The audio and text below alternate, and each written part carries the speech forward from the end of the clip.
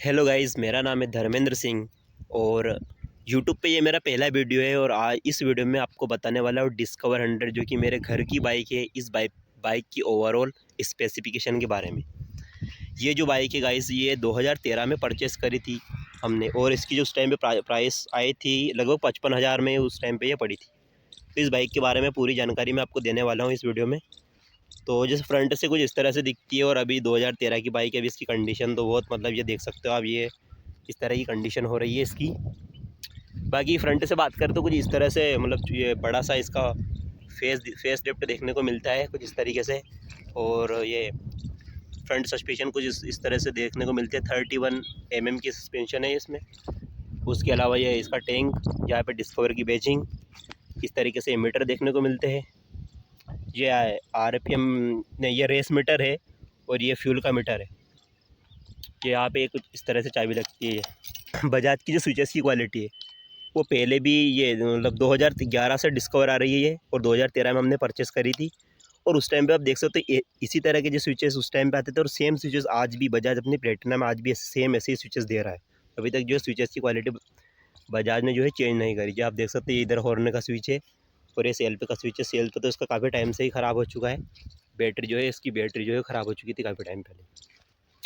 उसके अलावा एक किक देखने को मिलता है। इसका जो इंजन की अगर मैं बात करूँ तो इसमें इंजन मिलता है DTSI का, बजाज का। और ये डुअल प्लग वाला इंजन है। एक प्लग इधर देखने को मिलता है और ये एक प्लग जो है इधर देखने को मिलता है। दो प्लग के साथ में इसका इंजन है DTSI इंजन। इसकी अगर मैं पावर की बात करूँ, इंजन की अगर सीसी की मैं बात करूँ तो 94.38 सीसी का इंजन है। मतलब कि अंडर 100 सीसी का इंजन है ये। आज के टाइम पे जो है जो प्लेटिना का जो इंजन आज के टाइम पे वो 99.69 सीसी का इंजन आता है। मतलब जो इंजन की जो सीसी है जो अभी बजाज ने काफ़ी बढ़ा दिया, लेकिन उस टाइम पे जो है 94.38 सीसी का ये इंजन आता था डिस्कवर में बजाज की, जो कि 100 सीसी की बाइक है। पावर है वो 7.5 की है और जो टॉर्क है वो 7.85 का है। यानी टॉर्क जो है थोड़ा सा ज़्यादा मिलता है इसकी पावर से। उसके अलावा ये इस तरीके से बाइक है। इस बाइक में मतलब बहुत सारी कमियाँ भी है वैसे तो। हाँ, ऑब्वियसली कमियाँ ही है इस बाइक में, वैसे तो कोई पॉजिटिव बात नहीं, क्योंकि उस टाइम पे इसकी जो प्राइस थी वो थी 55,000। और अगर कंपैरिजन करें इसकी इसी की बाइक से, जो 100 सीसी कैटेगरी की बाइक से, तो स्प्लेंडर और HF डिलक्स उस टाइम पे आती थी जिनकी प्राइस थी 48,000।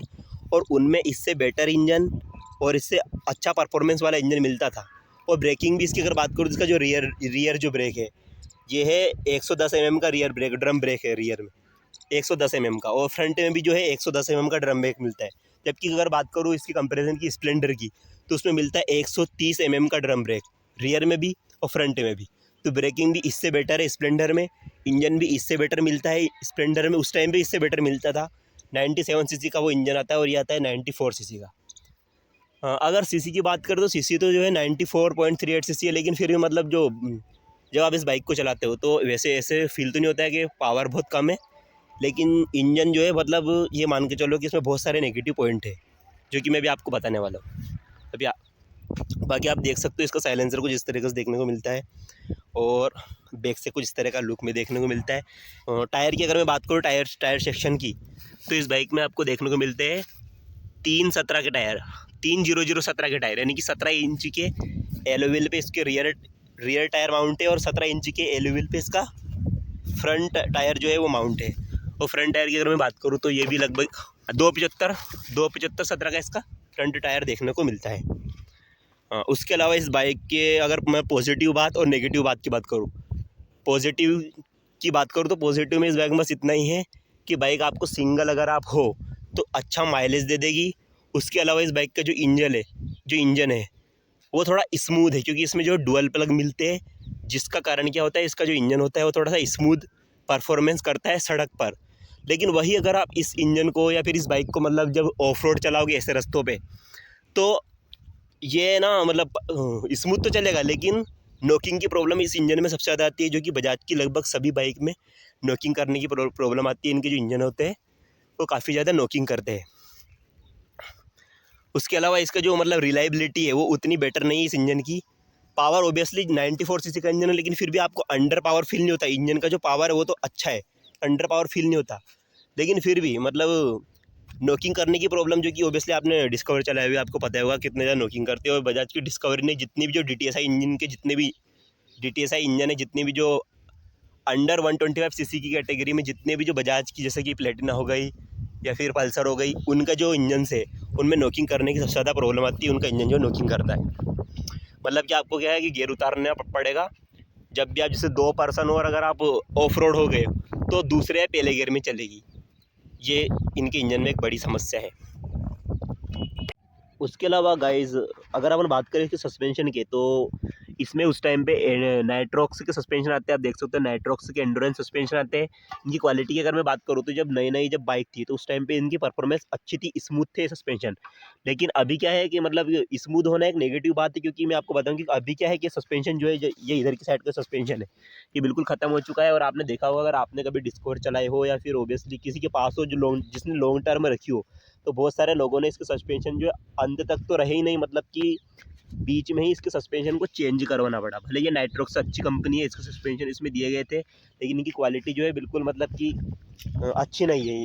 अगर कंपैरिजन करें स्प्लेंडर के सस्पेंशन से, स्प्लेंडर के सस्पेंशन आते हैं वो थोड़े हार्ड होते हैं, लेकिन लॉन्ग टर्म चलते हैं, मजबूत होते हैं, स्ट्रॉन्ग होते हैं। लेकिन उसके अलावा कुछ इस तरीके से बाइक दिखती थी या डिस्कवर, जो कि अभी डिसकंटिन्यू कर दी गई है बजाज के द्वारा।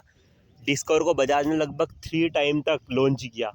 पहली बार में शायद 2010 से पहले शायद लॉन्च किया होगा। उस टाइम पे जो इंजन आता था डिस्कवर में वो DTSI इंजन नहीं आता था, बजाज का जेन्युइन इंजन आता था सिंगल प्लग वाला।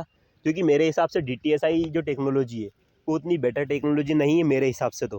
क्योंकि DTSI ये 2 प्लग होने का, क्योंकि एक तो देखो इंजन जो है उसकी सीसी ज़्यादा नहीं है, छोटी सीसी का इंजन है, उसके अलावा उसमें 2 प्लग दे दिए गए। तो छोटी सीसी का इंजन 2 प्लग शायद उतना वो कर नहीं पाता है उसके हिसाब से। तो उस हिसाब से जो इंजन की जो परफॉर्मेंस निकल के आती है, मतलब इंजन स्मूथ तो हो जाता है लेकिन पावर उतना अच्छा जनरेट नहीं कर पाता है, फिर टॉर्क उसका उतना अच्छा निकल के नहीं आ पाता, या फिर उसकी जो लॉन्ग टर्म रिलायबिलिटी है वो घट जाती है। तो बने वाली जो प्लेटिना है जिनमें DTSI इंजन नहीं आता था, वो आज भी आपको सड़कों पर देखने को मिल जाती है परफॉर्म करती हुई। लेकिन जिस भी बाइक में बजाज ने DTSI दिया है उसकी जो लॉन्ग टर्म रिलायबिलिटी है वो बिल्कुल ख़त्म सी हो गई है, मतलब वो उसने उतना अच्छा परफॉर्म नहीं किया है।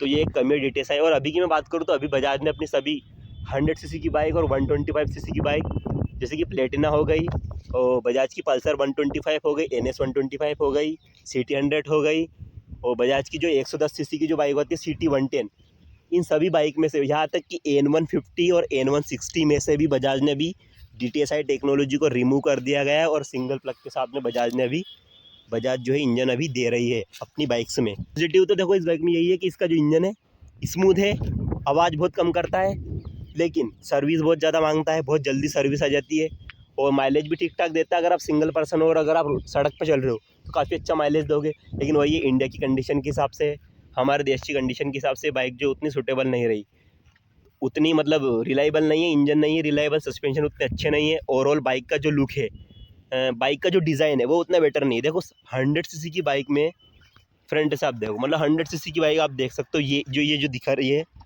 इसको कम से कम 5 बार, ये 5 बार टूट चुका है। जब से बाइक को खरीदा मतलब 5 से 6 और ज़्यादा बार टूटा हो और अभी वापस टूट गया है, ठीक है। और ये पूरा हिलता है ये, तो मतलब कि जिस भी बंदे ने इस बाइक को डिज़ाइन किया था, ठीक है, उसने मतलब कि क्या ही सोच के इसको डिज़ाइन किया। क्योंकि 100 सीसी की बाइक है, और 100 सीसी की बाइक या फिर 125 सीसी की बाइक जितनी कॉम्पैक्ट रहे वो बाइक उतनी ही बेटर रहती है, और ये बाइक उतनी कॉम्पैक्ट नहीं है, ठीक है। अब यहाँ से आप देखो तो यहाँ पे देखो ये कितनी सारी यहाँ पे गैपिंग है, ये ठीक है, ये यहाँ पे गैपिंग है, उसके अलावा ये यहाँ पे गैपिंग। तो मतलब ये ना इसको बड़ा करने के चक्कर में शायद बजाज ने सोचा होगा ये थोड़ा सा बड़ा रहेगा तो दिखने में अच्छा लगेगा। देखो दिखने भी मुझे तो पर्सनली बिल्कुल अच्छा नहीं लगता। कंपेयर करूँ स्प्लेंडर से, HF डिलक्स होता है तो उनका जो फ्रंट से जो लुक आता है वो काफ़ी बेटर दिखने में लगता है, इसका उतना बेटर नहीं लगता। बजाज वाले अगर इस बाइक को थोड़ा सा कॉम्पैक्ट बनाने की कोशिश कर, थोड़ा सा छोटा बनाते, तो मे भी ये बाइक थोड़ी सी ज़्यादा अच्छी दिखने में लगती। और एक और नेगेटिव पॉइंट मैं बताऊंगा, इसका जो फ्रंट का मडगलाट है, आज भी मतलब बजाज ने सीख नहीं ली है। वो क्या है कि इसका जो फ्रंट का मडगड़ा है थोड़ा सा यहाँ से लंबा था, यहाँ ऐसा तीखा था, तो जब एक बार बहुत साल 2-3 साल पहले ये टूट चुका है, थोड़ी सी टक्कर हुई थी और ये यहाँ से टूट गया था क्योंकि यहाँ से तीखा था। अब अगर मैं कंपैरिजन करूँ स्प्लेंडर का आप मडगाड़ देखना, उसका इतना आगे तक नहीं, मतलब ये थोड़ा आगे तक था, लंबा था, उसका इतना आगे तक नहीं है। चाहे प्लेटिना में देख लो, प्लेटिना में सेम ऐसे आता है, इतना आगे तक आता है और लंबा सा आता है, जो दिखने में भी अच्छा नहीं लगता। लाइट की अगर बात करें तो इसमें हेलोजन ही लाइट आती है, और सिंगल बल्ब के साथ में इसी में उस एक ही बल्ब में हाई बीम और लो बीम है। ये स्विच यहाँ पे दे रखा है हाई बीम लो बीम का। इस बाइक की आवाज़ सुनाता हूँ, इस बाइक की आवाज़ कैसे है देखो, आप सुनो।